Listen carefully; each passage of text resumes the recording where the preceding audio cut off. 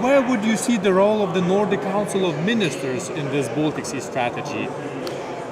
The Nordic Council of Ministers represents one of the very successful regional cooperations in Europe, I might indeed say, in the whole world. Right. And of course, being Nordic countries, we have fewer dividing lines than so many others. We share a lot of history, well, not always in a peaceful way, I should add, but then also we share a lot of culture, even languages.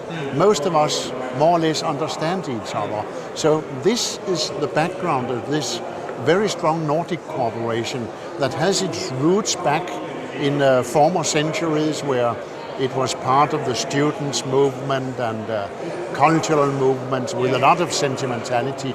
So this gives, I believe, the Nordic Council a very special role to play when you have to widen the regional cooperation. Yes, the Nordic Council of Ministers is pivotal for building a stronger cooperation in the region.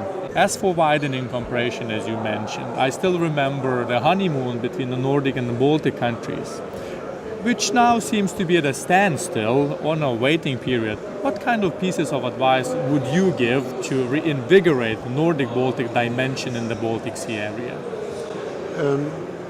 First of all, to be realistic.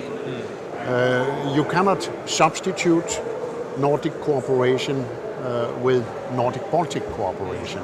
There will always be certain, dividing lines. Yeah. Certain things that are so very Nordic that they cannot be shared with anybody else.